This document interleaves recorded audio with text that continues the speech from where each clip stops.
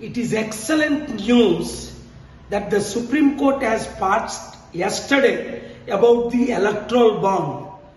Don't do these secret deals. State Bank of India must release all before March 13th and to the Election Commission, who has given hundreds and thousands of crores to these corrupt parties. చూడండి, దేశాన్ని రక్షించడానికి hope ఉందని ఇదే రుజువు. నిన్న supreme court ఏమని తీర్పిచ్చింది?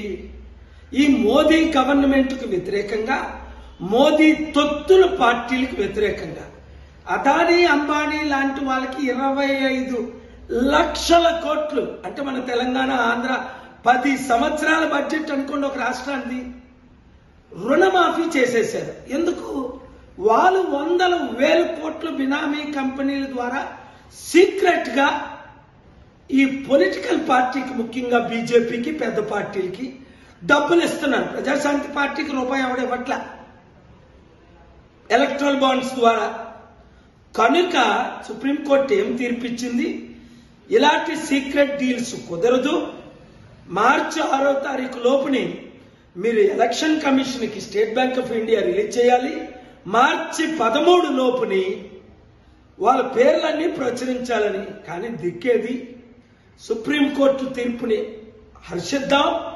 Media మిత్రులు భయపడకండి. మోదీ తొత్తులైన ఇప్పుడు చూడండి, అడిగినన్ని సీట్లు టీడీపీ ఇవ్వకపోతే జగన్ ద్వారా మరలా చంద్రబాబు నాయుడిని అరెస్ట్ చేయడానికి ప్లానింగ్ ఉంది. ఈ మోదీని, మోదీ తొత్తుల్ని ఓడిద్దాం, కలిసి పనిచేద్దాం. ప్రజాశాంతి పార్టీకి 7569441275 కి 100 రూపాయలు ఇచ్చిన వాళ్ళు 100 ఇవ్వండి, 1,00,000 ఇచ్చిన వాళ్ళు 1,00,000 ఇవ్వండి. ఓపెన్ గా సపోర్ట్ చేయండి. నన్ను విశాఖపట్నం ఎంపీగా గెలిపించండి. Thank you.